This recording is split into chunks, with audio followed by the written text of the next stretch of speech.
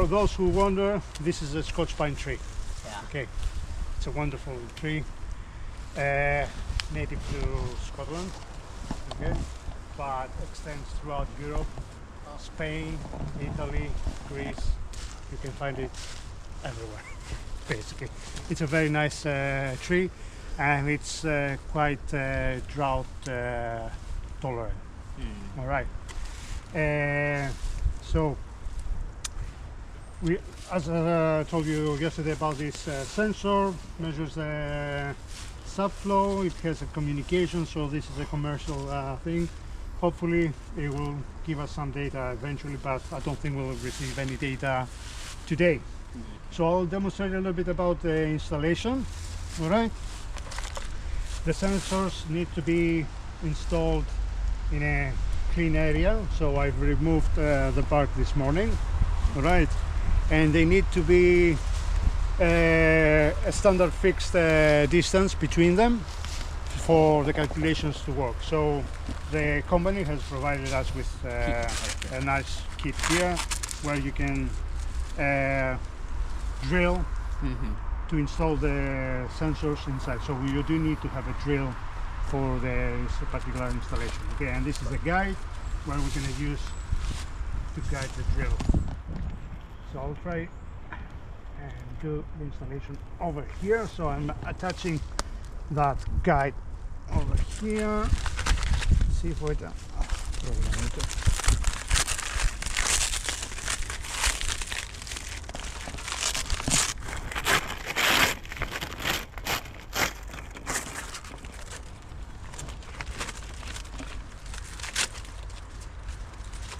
Can someone help? Yeah.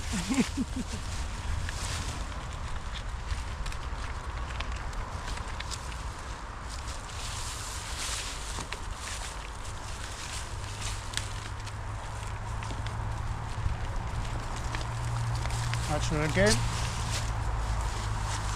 Right, we try to install it as a vertical, straight to the stem. Okay, so if that tree was leaning in any way, we still try to do the same direction. And normally you will install these sensors on the north side of the tree rather than the south, because you're trying to avoid direct sunlight coming into the other side, that side, because it will affect it will warm up the sensor, and that will affect the measurement. Yeah. Although these particular sensors have been very robust with trees that have a very thick bark and they don't lose much heat, so there's not a big heat exchange between the air and the sensor. The company does recommend sometimes to put insulation, so you can put a foam, particularly the TDR sensors, which are very sensitive. Yes. They do need to have kind of insulation, so you put a foam, and then you put a little bit of foil to reflect any sunlight, to avoid any extra heat coming into the sensor, because that will mess up the readings. Of course, when you do it for demonstrating purposes, you don't necessarily need to do that. This is the process we're doing for proper, high quality scientific data we want to collect. All right? Yeah. So, what I need. So we have these specific drills we sourced.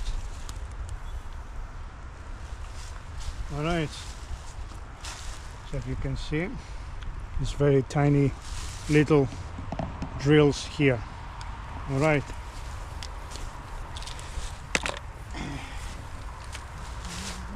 So we're using a drill, and we need to have a very low speed at very low resistance, because these are really easy to break. Yes. Okay. Yes. It's less than 1 mm, right? Yeah.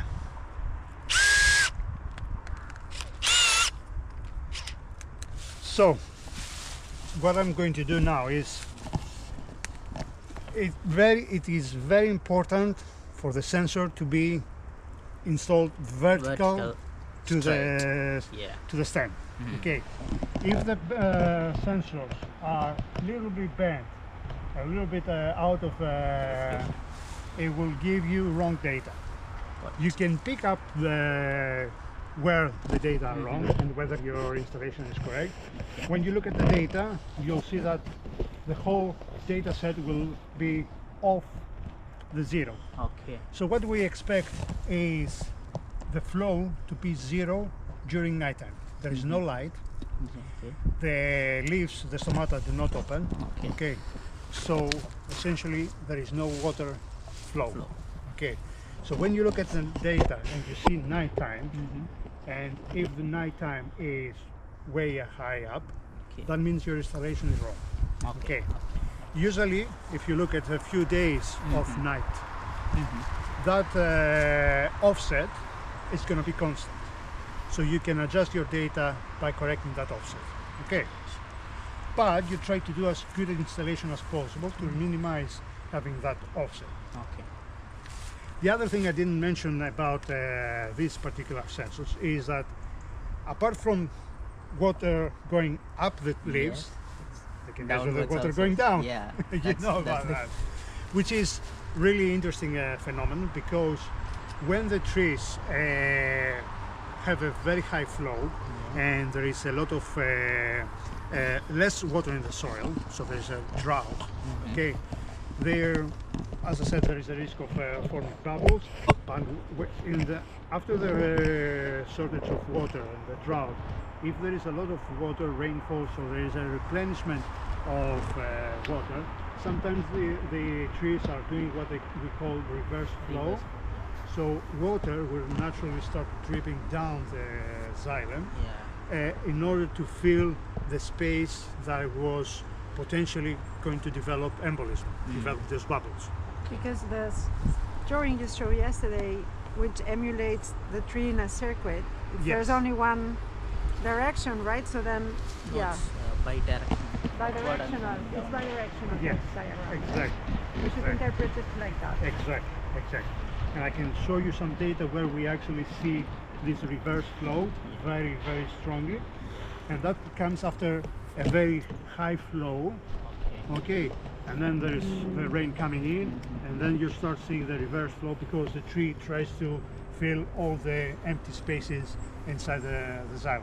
And so with this sensor, because you're having you're measuring the temperature both above and below, you can measure both the flow going up but also the flow going down. So that's the extra benefit of this type of methodology. Whereas with the simple TDRs, you only get the up flow, and so nighttime will be always zero. All right. So, as I said, I'm trying to keep it straight, and to do the, so I'm going very, very slowly. I'm not, as you saw, I haven't pushed it all the way in because it's so flexible. If I push it too much, it will start bending. Okay, it will find the resistance of the wood and will start bending. Whereas if you go little by little, then you create the gap, okay, without bending it. And you try to keep it as steady as possible. You try to use a drill which is not very heavy. Okay, this one is particularly heavy, you know, with a battery. If it is ideal if you have a smaller one which is handheld, so it's much easier, and because the weight of the drill can really bend the whole thing. So this is what you need to be careful when you do the installation.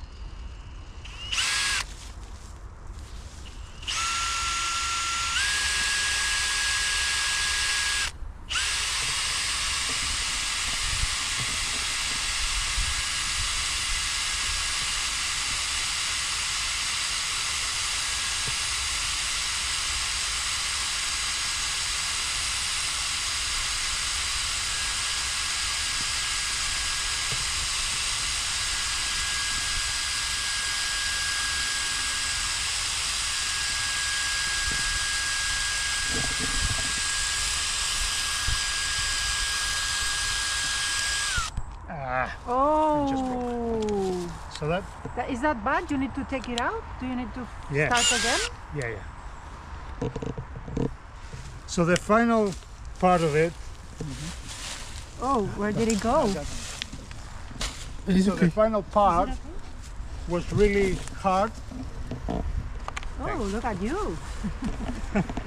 and so the moment it hit, obviously I've reached the hard part of the hardwood.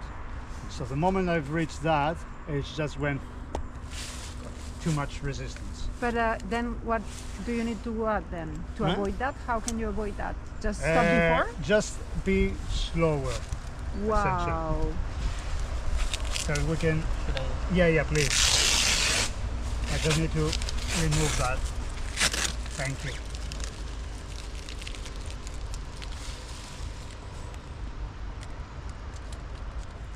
There you go. Can you use, I guess, the same area, just slightly Yeah.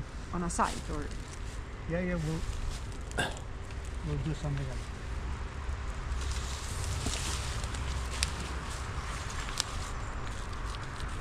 Obviously, if that happens, then of course you can adjust it. At this, now I'm going to just use the same area, but yes, you always go slightly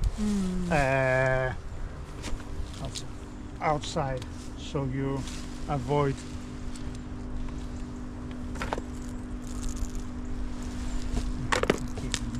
Running dangerously low. how often have you done this to know all the tricks and? Oh, I've done this a few times, for a few years now. Yeah. I've been doing this also. Do you usually do it alone, or do you go like in Yeah. team?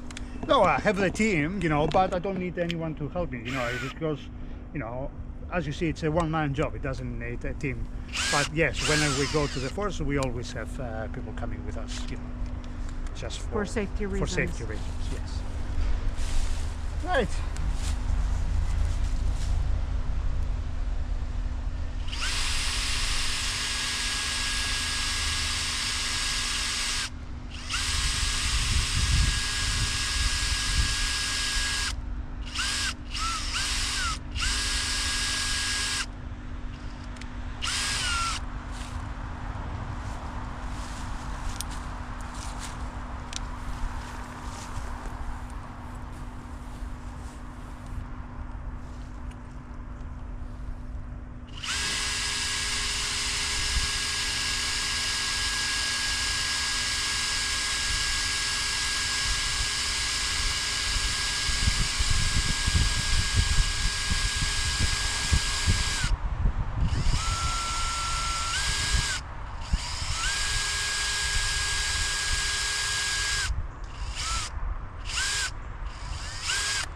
Ah, damn it.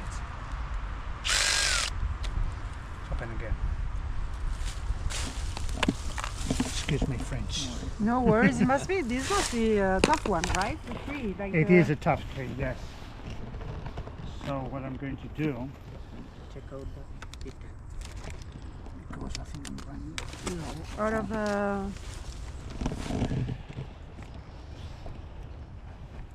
Okay. But if it's a tough tree, it would make sense to use No, it's not some- going to be different. something thicker, or Hmm? like using a thicker piece, or No, it's not going to do it, because if you do it too thick, then the sensor will not touch the wood. yeah. Okay.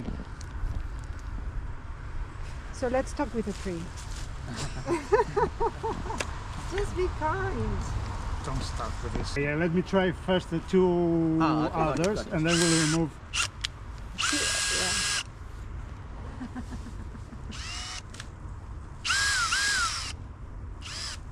I mean, just a quick question. Can you force the needle to get inside? That's Without what drilling? happens in brakes. Ah, And you don't, because if you force that, it will break. yeah. Force is not your friend in this Yeah. thing. Okay.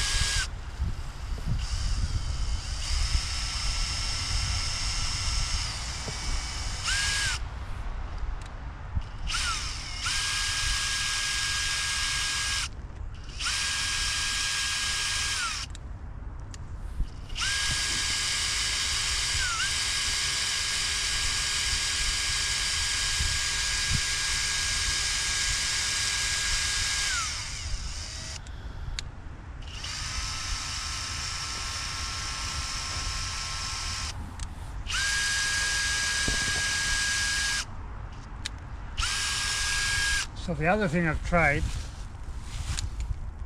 you know, the drill goes Yeah. this way to go in. Out. I did the opposite Reverse. and pushed it a little bit. That breaks the fiber. Okay, and then you just put back and you push it just a little bit, and then the opposite breaks the fiber and push again. Okay, so it's like I'm trying to break the fiber before I move forward, and that seemed to work. And that was going to the end. So when I was start feeling the pressure, you know, becoming stronger, that's where I put the opposite direction to break the fiber and then move forward.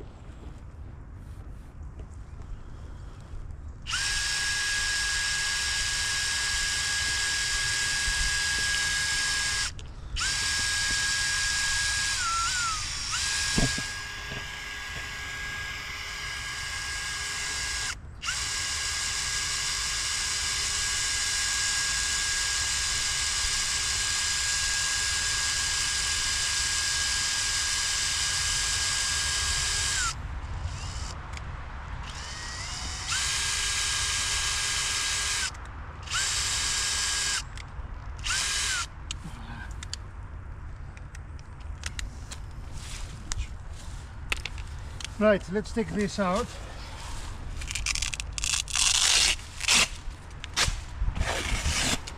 All right. So,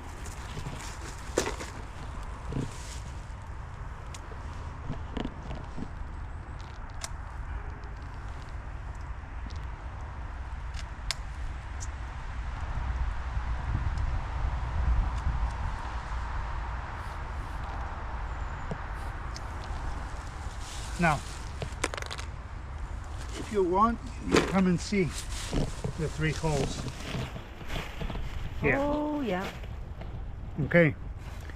So what I'm gonna do now that I remove the guide is, now at least I have the distance between the holes correct. Now I can drill a little bit more without the guide, just to go the final bit of that distance. Okay, I have a doubt. With guide, there is a difference, right? Sorry? With guide, Yeah. there is some distance to reach the. Exactly. So there exactly. is no matter to go in deep. Because No, previous not, one is. not really, because the guide is there to give you the distance between the holes that yeah. needs to be stable. Oh, Okay, it's so not about the depth.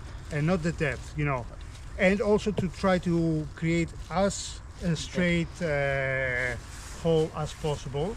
And the final bit, just a little bit, then you can drill it on your own because you already have a straight 3 lines. Got it. Got it. Okay.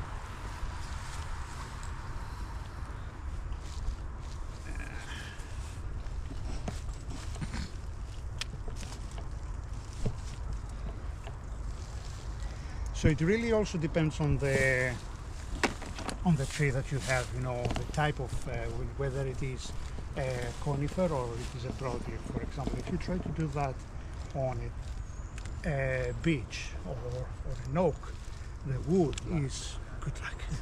Exactly. Exactly. Good luck. Book an entire week or something. It's so hard that you're definitely going to break quite a few of these. You can do it, it's just that it's really hard to work. Whereas with conifers, Sitka, Scotch pine, Douglas fir, they're all very soft because the cells are formed different. They have different density as well.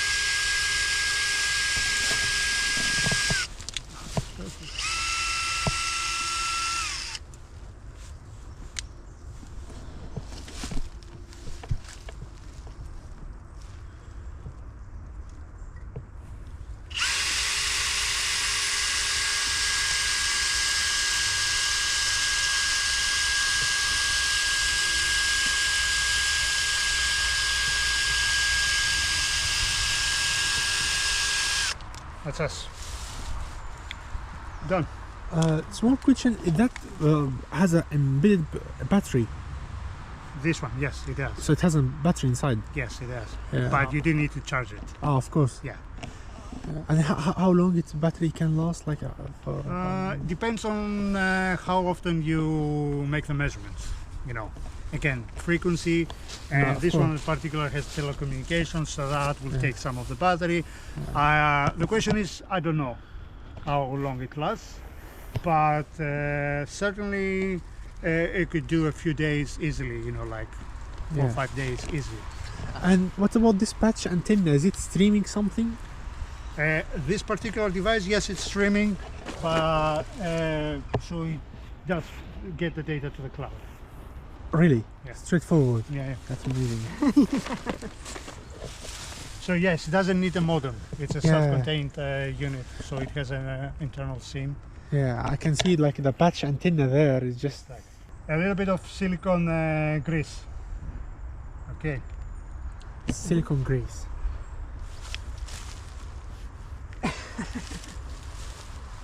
Don't worry. She's fine. Come on, mother tree. That was it. Whoa. Now, this is for the bottom. That's the heater.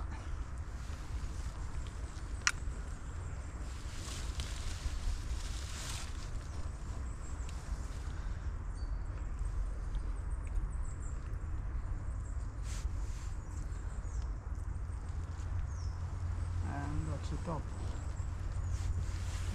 What is this? Do you see? Yeah. There it is. Come and see. Wow.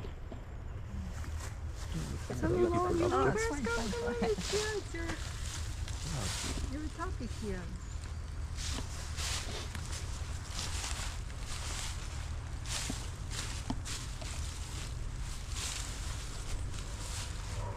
I'd like to show you something else. Yes, please. So, typical sensors, like the ones that TDR, Yeah. will give you the sub flux, not the flow. Okay. Okay, flux as in units of water per square meter per second. Okay. Okay, so it's like a flux, it's like per second per meter. Convert it to actual flow, which is units of water per hour. Okay, and to get for the whole area Yeah, of the okay. tree, you need to know what we called yesterday the subroot. Yeah. Subroot. Yeah. Okay. To know what's the subroot area, you need to extract one of these. Okay. Okay. Okay. What is So, unfortunately, I cannot demonstrate the extraction of this Okay, got thing it, at the got moment. it, got it. This is an old one I have, Okay. but essentially it's a core from the tree.